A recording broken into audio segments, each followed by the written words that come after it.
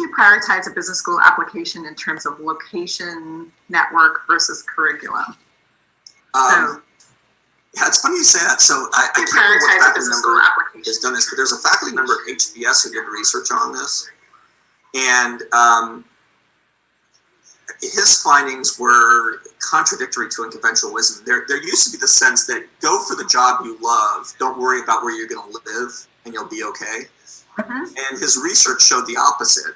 And it was, and again, I think this was our business school professor, it's been so long, but it was basically that no, pick a place you really love to be, and your happiness will be greater, even if your job satisfaction might be slightly less than it would have been if you're in another location. And I can say that the older I've gotten, the more convinced I've become by that. Because if you don't like where you live, it's hard to make everything else work.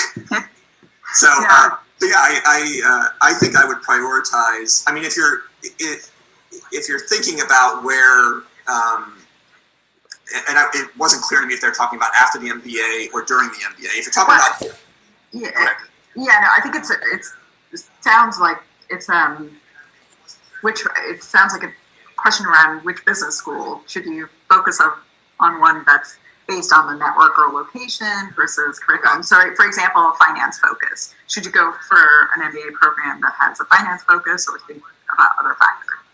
Yeah. So first of all, networks and location. If it's a school, there's not very many of them, by the way. Almost all schools are regional in nature. Even really big brands are regional in nature. If you're going to, though, as I said before, be staying in the Silicon Valley, then going and getting a master's degree somewhere in the Silicon Valley is probably a good idea if you want to have that network. So I think thinking about where you're going to work, getting back to the question I was answering that apparently wasn't asked, getting back to where you're going to live afterwards. But it's similar. Yeah. Yeah, I would think through that. Again, it doesn't mean, I don't want to make it sound like if you live in the Bay Area, you go to Bay Area's school because you think you're going to stay there, and then all of a sudden you're moving to Dallas, that you'll never find a job. Of course not. That's not the case. I'm just saying that there's some built-in networks that will give you a distinct advantage right away. I don't think, go ahead, I'm sorry. I was just going to add to that to say, it depends a little bit of what you're looking for, right? So if you're looking for a job in finance and you know that, let's say you pick a firm and everyone at that firm has gone to a certain school or has a certain background, that may give you a clue as to what's more important to them. But then you have to evaluate in terms of what you were saying earlier, Patrick, if that's what's important to you, right? So it's not that. Yeah, you're exactly right. I think the strategy of knowing where, the field you want to work in and seeing if the school funnels a lot of people to that field is probably the way to think about it. And it doesn't really matter where that is. Now, it's also highly likely that schools that are into or have kind of focus areas that they're very well known for, they're probably going to have an ecosystem around them in those focus areas. So, for example, if you're in finance, being on the East Coast somewhere in and around New York City, yeah, there's probably some pretty strong networks there. Does that mean that you can't go to a university in Illinois and not work on Wall Street? Of course not. But again, it probably just makes it a little tougher because networks really matter when getting hired. So I agree with you. I think you're absolutely right about that. Yeah. Another question: do you think pure online MBA degrees are competitive with residency ones or in-person ones? Again, it all depends. I mean, I always say to people, think of it this way: are all in-residence programs comparable to each other? Well, of course not, right? They all have different things that are good about them, things that detract from them. Some are competitive, some are not. I think it's the same with online. Now, online necessarily probably started as kind of less competitive, kind of a fringe thing, certainly 15 years ago. But I think that's changed substantially. I don't think there are a lot of people in the next, 15 to 20 years, no, less than that, 5 to 15 to 20 years, I think you're going to see a lot less bias to the extent it existed before against online programs. And to the specific question, though, again, going to where I started, that there are some that are, good and known to be competitive and have great brands associated with them, that are going to be viewed by hiring managers, I think, just as favorably as some of the in-residence stuff. And the other thing people forget is that the more people that do it are then going to become the hiring managers. Right. So it's guaranteed. Yeah, exactly. It becomes a virtuous cycle. So I guarantee you, I can say with I can say with certainty, 20 years from now, you'll see a lot more people getting hired with online degrees because the hiring manager will have an online degree. Yeah. And my perspective is the pandemic really has accelerated a lot of this acceptance of online as a medium for education. I think we were already kind of on our way there, but if I were to think about the last 6 months or so, I think even more kind of the stamp of approval, if you will. I think that's true too. Question from the Facebook audience: what is the Harvard educational difference in a nutshell? And so maybe I'll modify that question to say, what's the Harvard Business School educational difference? Yeah. Because Harvard is such a broad entity. Yeah, a lot of people know Harvard has 11 schools that operate virtually independently, so they all do their own thing. So I'm glad you narrowed the question because I couldn't answer the other one. But Harvard Business School, I mean, you mentioned it earlier, our signature aspect, if you will, is the case method of study, which if you haven't experienced it, it's hard to describe.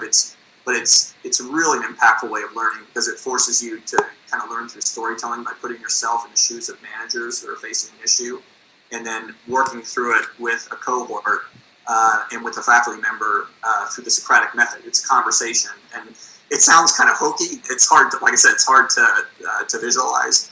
But it really works and is a really impactful way to learn. So I think that's probably our biggest differentiator. The other thing is just the physical campus. I mean, for those who haven't been to Harvard Business School, the campus is its own university in its own right. I think we have 50 acres and 35 buildings. It's pretty impressive, and that's unusual for just a single graduate school to have the physical plant that Harvard Business School does.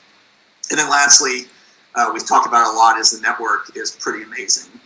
There's not a field in the world, anywhere in the world, where you can't, go to the alumni database and find somebody to call to help you answer a question or get you connected to somebody. And so, and as I said, all universities have networks of some kind. Some are strong, some are weak.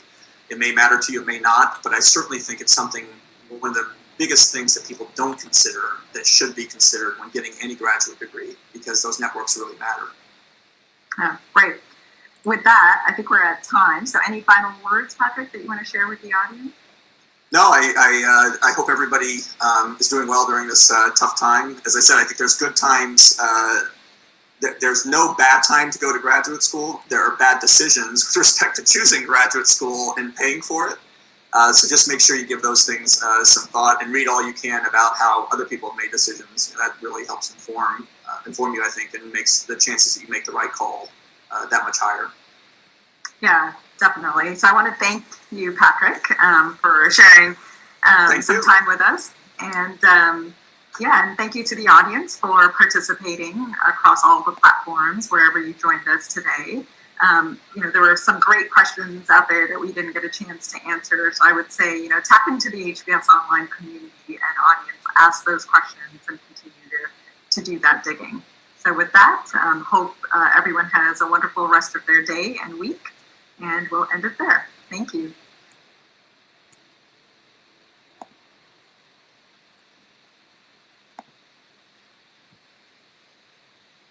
Okay.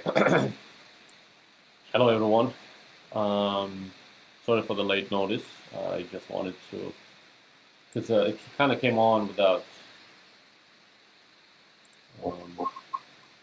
Hey guys, can you guys hear me? Okay.